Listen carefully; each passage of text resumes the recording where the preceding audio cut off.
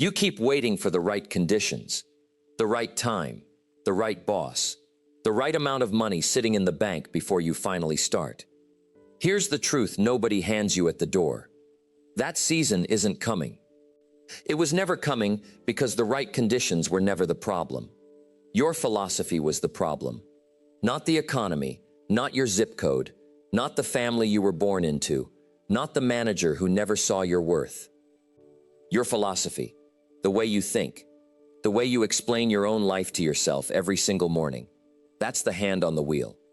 And for a lot of you watching this right now, that hand has been asleep for years. So let's wake it up.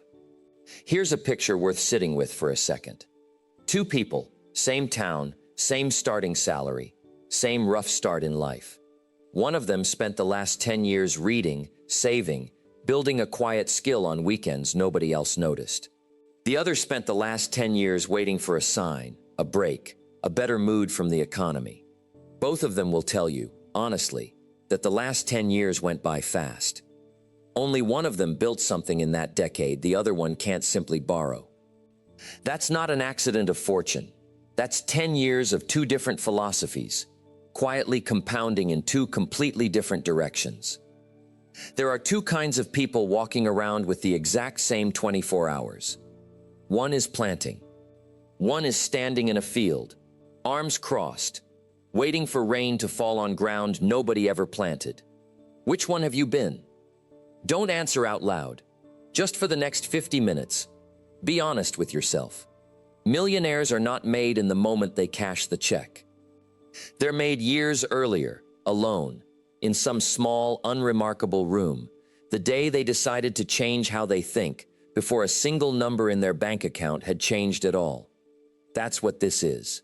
Not a trick, not a shortcut, not an app. A mind trained on purpose until discipline stops being something you force and starts being something you simply are. Let's build that mind, starting now. Here's the gap most people never name, so they spend their whole life standing in it. On one side stands the person who wishes the market was kinder, wishes their parents had taught them about money, wishes they'd started 10 years ago. An entire life spent wishing at the edge of a canyon, looking across at a life they wanted, never building anything to get there. On the other side stands the person who became, not because it was easier for them, not because they were smarter or luckier or born under a better sign. They became because one day they stopped asking their life to be easier and started asking themselves to be better. Doesn't start with sweeping changes or grand gestures, but with small, deliberate actions repeated each day. And most people, without ever consciously choosing it, adopt the philosophy of the passenger. It sounds like, if only. It's not fair. I'll start when things calm down. That philosophy feels comfortable. Some days it even feels true. But comfortable and true don't always share the same address. Here's the other philosophy, the one this video is going to hand you piece by piece for the next 40-some minutes. Wherever you are, whatever happened to you, however unfair the start, the next chapter is authored by you, not the economy, not your ex, not the boss who never gave you a shot. You. Spend the next year wishing, and you'll arrive at next year exactly as you are now, just older. Spend the next year becoming, and you'll arrive as someone your current self wouldn't recognize in a photograph. Same 365 days, two completely different arrivals. That's not motivation talk. That's just math. Let's make it even more concrete, because abstractions are easy to nod along to, and then forget the moment you open your phone again. Wishing sounds like, I wish I had started investing 5 years ago. Becoming sounds like, I'm opening the account tonight, with whatever I have, and treating the amount as the least important part of the decision. Wishing sounds like, I wish I was the kind of person who could speak in front of a room. Becoming sounds like, I'm volunteering for the next presentation at work, badly, on purpose, because badly is how every skilled person in that room got started. Do you notice the difference? Wishing always points backward, at time that's already gone, or sideways, at circumstances you don't control. Becoming always points at the next 24 hours, at the one lever you've had access to this entire time, yourself. Now, somewhere in the comments under a video like this, somebody always asks for the hack, the trick, the app, the 5-minute shortcut. I understand the hunger behind that question, but I have to tell you something plainly, because sometimes kindness sounds like a hard truth, spoken gently. There is no hack for becoming somebody. You can hack a launch. You can hack an algorithm for a season. You cannot hack character. Character gets built the way a tree gets built, ring by ring, season by season, mostly in the years nobody's watching. And here's the part that should excite you instead of discourage you, because character can't be hacked. It also can't be taken from you. Money can vanish in one bad year. A market can turn overnight. A business can fail by Friday. But the person you had to become to build that business in the first place, that stays. That's the actual asset. The money was only ever proof of it. So if you've been collecting tactics, the perfect morning routine, the perfect app, the perfect 5-step formula, and you still feel stuck, here's why. You've been decorating a house with no foundation. Let's pour the foundation. And the foundation always starts with the same law, older than markets, older than banks, older than money itself. Farmers have known it for 10,000 years. Most people who call themselves modern somehow forgot it completely. Here is the law. You do not get to harvest what you didn't plant, and you do not get to skip the waiting between the planting and the harvest, no matter how badly you want to. Picture a farmer standing at the edge of a field in early spring. The ground is cold, nothing is growing. There's no proof yet that anything ever will.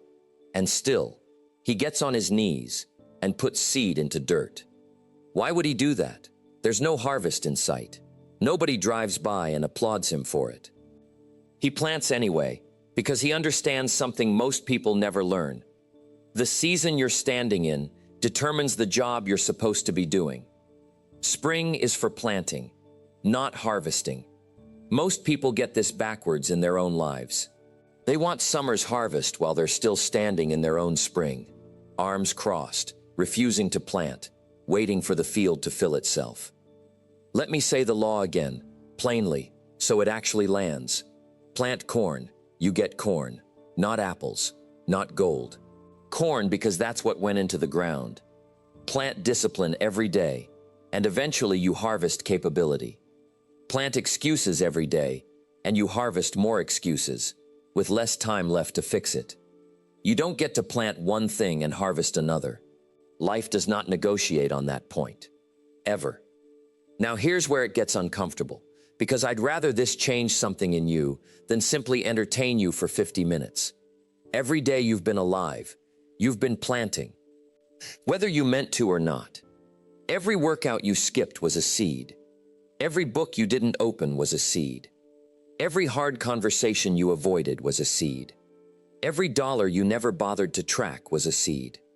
You never actually did nothing on those days. There's no such thing as nothing in a field. If you're not planting what you want, you are by default planting weeds. Because the field doesn't stay empty out of politeness. It fills with whatever falls into it, your intention or your neglect. So when someone says, "I don't understand why my life looks like this," I always want to ask one gentle, dangerous question. What have you actually been planting? Not what did you want? Not what did you deserve? What did you put in the ground, day after day, for the last 5 years? The field doesn't respond to wanting. It only responds to planting. Here's the encouraging half of this law. The half people rush past because the first half stung a little. Since the field always returns exactly what's planted, that means you hold full authority over your next harvest. Starting today, not when you feel ready, starting with the very next seed you choose. You cannot replant the last 5 years. That field already grew what it grew. But you can walk to a new row, right now, tonight, and put a different seed in the ground. If you want a harvest of financial freedom, plant financial discipline, the boring kind that never trends online. Tracking what comes in, tracking what goes out, saving before you spend, not after whatever's left. If you want a harvest of respect in your field, plant competence, sharpened in private, on days no client is watching and no algorithm is grading you. If you want a harvest of trust in your relationships, plant consistency, showing up the same on your worst day as your best one. Here's a number worth actually sitting with, not just skimming past. Improve at your craft by a single % a week, not a dramatic leap, just 1%, and compound it across a single year. You are not 1% better. You are roughly 1.5 times better than where you started. Compounded across 5 years, the gap between you and the version of you that never planted becomes almost impossible to describe in percentages anymore. It just looks like two different people. Nobody feels that 1% on a Tuesday. That's exactly the point. The field never asks you to feel the harvest coming.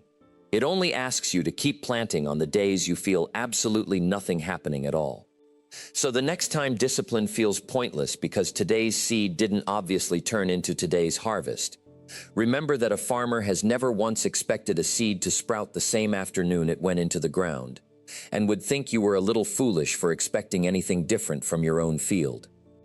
And here's the piece nobody puts on a poster, because it's not exciting enough for one. Between the planting and the harvest, there's a stretch where absolutely nothing appears to be happening. The seed sits underground. It's dark down there, quiet, and if you dig it up early just to check on it, which is exactly what impatient people do, you kill it. That silent season is not proof nothing is working. It's proof something is growing where you simply can't see it yet. Most people quit in that exact season, not because the law failed them, but because they mistook invisible for not happening. Don't dig up your seed to check on it. Trust the season, then plant again tomorrow anyway. So if the law of the harvest is true, and it is, it's the oldest law we have, then the real question was never whether you'll feel some kind of pain on this road. You will. The real question is which pain you choose. Because there are exactly two, and every person alive right now is carrying one of them. Here's the trade every human being is making, whether they've noticed it or not. You either carry the weight of discipline, or you carry the weight of regret. Only one of those gets lighter with time. Discipline, in the moment, feels heavy. Waking up before you want to. Saying no to the thing that feels good right now. Doing the rep nobody's grading. Having the hard conversation instead of the easy silence. It feels like carrying a stone up a hill. But here's what most people miss. That stone gets lighter every day you carry it. Because the stone isn't just a stone. It's you, getting stronger from lifting it. Regret works the opposite way. It feels like almost nothing at the start. That's exactly what makes it dangerous. Skipping the workout today feels like relief, not weight. Avoiding the hard conversation feels like peace, not weight. Spending instead of saving feels like freedom, not weight. But regret doesn't announce itself on day one. It waits. It compounds quietly in a back room for months, sometimes years, and then one day, usually around a birthday, or a mirror, or a bank statement you've been avoiding, it walks out of that room and hands you the full bill, all at once, with interest attached. Discipline, heavy at the start, lighter every day after. Regret, light at the start, heavier every single day after. Until one day, it's the heaviest thing you own. So let me ask you plainly, no music behind it. Which weight are you choosing this week? Not this year, this week, because the years are just a stack of weeks, and you're building that stack right now, one choice at a time.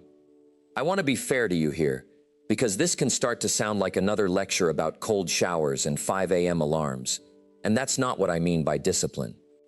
Discipline isn't punishment. Punishment is done to you. Discipline is something you choose on behalf of a future version of yourself who isn't in the room yet to argue for what he needs. Think about that for a second.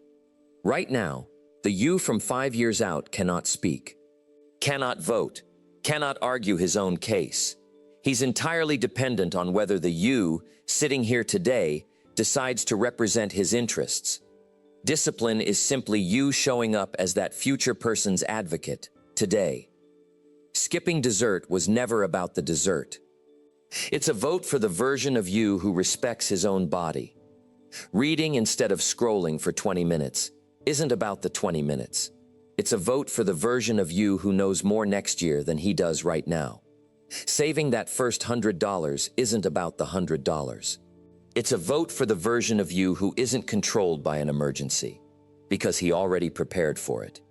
Every single day, you're casting a vote for one of two people, the one you'll become, or the one you'll spend years regretting. And here's the part that should genuinely wake you up. Not as a threat, just as how time actually works. There's no neutral vote. Not deciding is a decision. Skipping discipline, by default, is choosing the other option. There's no bench to sit on here. You're on the field either way. So the real choice was never discipline or ease. There is no ease on the other side of that choice.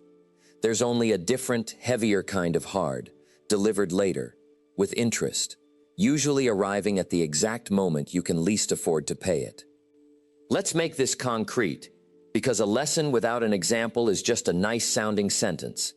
Have the uncomfortable conversation with your business partner today, and you get clarity, maybe even conflict, for a week. But you get a business built on truth. Avoid that conversation to keep the peace, and you get comfort today, and a business quietly rotting from the inside, exactly where nobody's checking. Track every dollar for the next 90 days, and you get a slightly annoying, unglamorous habit. And by the end of it, a level of control over your money most adults never reach in their entire lives. Keep not looking too closely at your spending because it's stressful, and you get relief today, and a bank account that keeps quietly deciding your future without ever asking your permission. Do the rep, and you get sore, and a body a little more capable tomorrow. Skip the rep, and you get comfortable, and a body a little less capable tomorrow. So slowly you won't notice, until the day you very suddenly do. Learn the uncomfortable new skill your industry is shifting toward, and you get weeks of feeling like a beginner again, at an age where feeling like a beginner is humbling. Doesn't start with sweeping changes or grand gestures, but with small, deliberate actions repeated each day. Doesn't start with sweeping changes or grand gestures, but with small, deliberate actions repeated each day. Same trade, wearing a different outfit in every single area of a life. Discipline is the small weight you agree to carry today. Regret is the crushing weight you'll be handed later, without ever agreeing to it. Choose which one you carry. Now, I need to say something to those of you who already tried, who already paid the price of discipline for a while, and then life happened anyway. A setback, a failure, a season that looked exactly like winter, no matter how well you'd planted.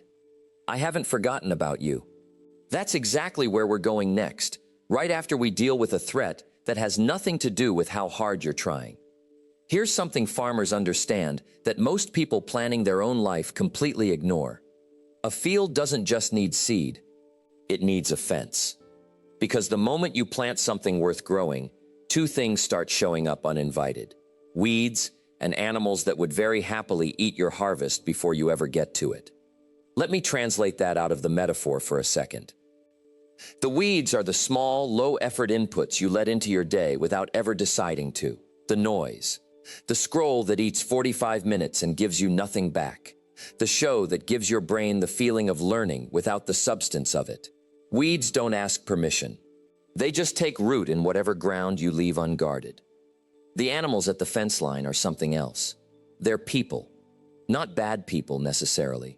Just people who are, right now, planting a completely different kind of field than the one you're trying to grow, and they'd like company in that field. Misery doesn't just love company. Comfort loves company too. Mediocrity loves company most of all. Because unlike misery, mediocrity never even announces itself as a problem. Here's the uncomfortable question hiding inside all of that. Who has access to your field right now? Not who do you love, not who you're related to. Those are different questions, and I'm not asking you to abandon anyone. I'm asking something narrower and more useful. Whose habits, whose standards, Whose default conversation about money and effort and ambition are you absorbing on a daily basis, whether you chose to or not? Because here's the law underneath the law. You don't just become what you plant, you become what you're around. Spend enough time around people who treat discipline like a punchline, and discipline starts to feel a little embarrassing to you too, quietly, without a single argument ever taking place. Spend enough time around people who track their money, protect their mornings, and speak about their goals like they're already underway. And that standard starts to feel normal to you as well, also without a single argument taking place. Nobody ever announces which one is happening to you. It just happens, the way weather happens, the way weeds happen, slowly, until one day you look up and the whole field looks different than you remember planting it. This doesn't mean cutting people out of your life in some hard, dramatic gesture. That's not maturity. That's just a different kind of avoidance. That means being honest about which conversations are feeding your field and which ones are quietly grazing on it.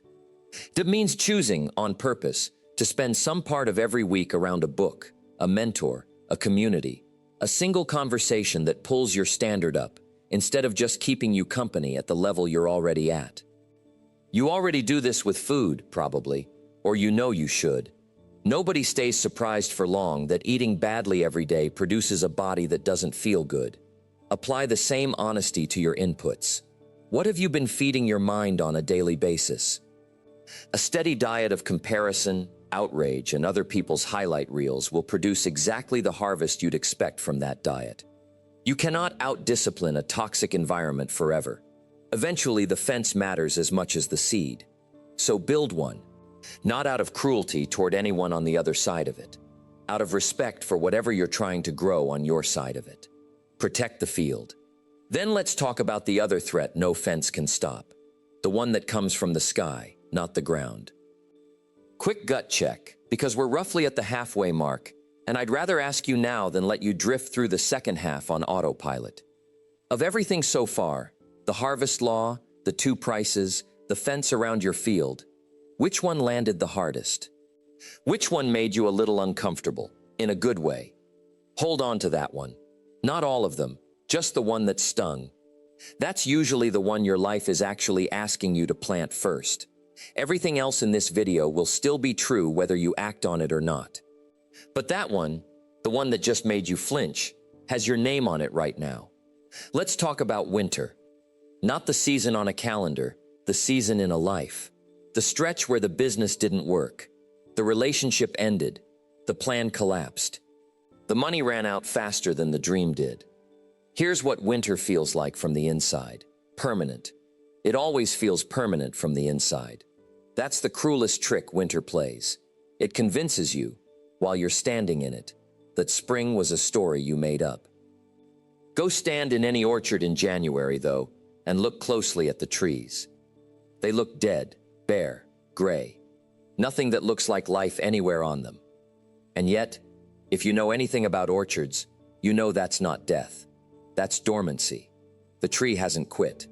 It's simply pulled all its energy underground, into the roots, where you can't see it, to survive a season it never chose and cannot control. That's what failure actually is, for most people who go on to build something real. Not the end of the story, a dormant chapter. Nobody hands you a calendar for your own life with the exact date winter ends. You don't get that certainty. You just get the law.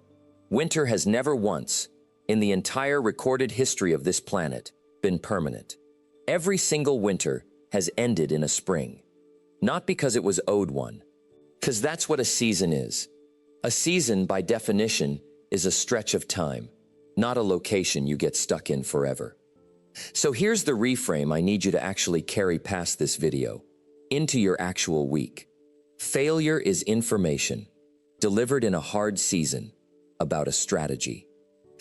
It is not a verdict, delivered forever, about you. A failed business tells you something about that model, that timing, maybe that team. It does not tell you that you, personally, are incapable of ever succeeding at anything for the rest of your life. That's not what the evidence says. That's just winter, at its coldest hour, whispering something designed to make you quit right before spring, which always arrives with crueler timing than any of us would like. Here's something worth knowing about actual farmers, the real kind, not the metaphorical kind I keep using.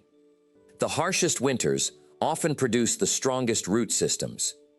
Tree that only ever lived through mild, easy seasons never had to dig deep to survive. Comfortable weather never demanded it. A tree that survived a brutal winter has roots reaching further into the ground than one that never had to fight for water. Do you understand what that means for you? There's a specific trap that makes modern winters feel colder than they need to. You're living through your actual unfiltered season. Bare branches, cold ground, nothing to show yet, while watching a screen full of other people's harvest photos, carefully lit, posted only on their best day. You end up comparing your root system to someone else's highlight reel, and it's an unfair comparison every single time, because you're seeing their spring and living your own January side by side, as if the two were happening in the same moment. They are not. You have no idea what their actual winter looked like. Most people only post the orchard in bloom. Almost nobody posts the bare branches, the years it took, or the harvests that failed first. Compare your chapter to your own chapter, not to someone else's highlight reel. That failed launch, that job loss, that year everything fell apart, if you let it, instead of quitting in the middle of it, isn't just a setback. It's root building. It's exactly the kind of season that produces the depth needed to hold up something much bigger, later, that a person with only easy seasons could never hold up. Now, I want to be careful here, because there's a version of this message that turns into nonsense, and I refuse to hand you that version. I'm not telling you failure feels good. It doesn't. I'm not telling you to just stay positive while your life is on fire. That's not wisdom. That's decoration. What I am telling you is this. Winter has a job, and so do you. Winter's job is to strip away whatever wasn't strong enough to survive it. Weak strategies, weak habits, commitments you never fully believed in anyway. Your job, during winter, is simply to not quit the orchard. You don't have to bloom in winter. Nothing blooms in winter. A tree isn't failing at its job by producing no fruit in January. You only have to still be standing, roots intact, when spring finally does what it has never once failed to do. So if you're in a winter season right now, and some of you watching are, I know that, hear this clearly. This is a season. It has a shape, and a season, unlike a life sentence, ends. Keep your roots in the ground. Stop asking winter to feel like spring. Start asking yourself the only question winter actually requires an answer to. What am I going to still be doing on the coldest day of this season that spring is going to need me to have already done? Now let's talk about the quietest force in all of human achievement. Quieter than luck, quieter than talent, quieter than any lucky break. Compounding. Picture a single piece of paper, folded in half, then fold it again, then again. Fold that same sheet 42 times, if you somehow could, and it would be thick enough to reach the moon. 42 folds. Not 4,000, 42. That's what compounding does. It takes something so small it looks like it's doing nothing at all, and multiplies it, quietly, invisibly, fold after fold, until the result is so large it looks like a miracle to everyone who wasn't paying attention to the folding. Here's why this matters more than almost anything else in this entire video. Most people judge a habit by asking, what did this get me today? One good workout. You don't look different tomorrow. 20 saved dollars. You're not rich by dinner. One chapter of a book. You're not suddenly wise by bedtime. So people, quite reasonably on the surface, conclude it isn't working, and they stop folding on fold number 3, convinced it will never reach the moon, right as the entire miracle of compounding was waiting in the folds they didn't stick around for. Here's the version of this that should genuinely unsettle you, in a useful way. Compounding doesn't only work for you, it works on you, in every direction, whether you're steering it on purpose or not. Read 20 pages a day, And in 1 year, that's over 7,000 pages, dozens of books worth of thinking, poured into your mind one small fold at a time. Watch 2 hours of mindless content a day instead. And in 1 year, that's over 700 hours, an entire working year of attention, folded quietly into somebody else's pocket instead of your own growth. Same law, two completely different harvests. You don't get to opt out of compounding. You only get to choose which direction it runs. This same law runs quietly under your reputation too, and almost nobody thinks about it in these terms. Show up on time, keep your word, do a little more than what was asked, across 100 small interactions in a row, and you compound something that eventually opens doors no resume ever could, because trust, once compounded, starts vouching for you in rooms you're not even in. Cancel plans a little too often, stretch the truth a little too easily, do just enough to get by, across that same 100 interactions, and you compound the opposite, not one dramatic betrayal, 100 small withdrawals, until the account of your word is quietly overdrawn, and you're the last one to find out.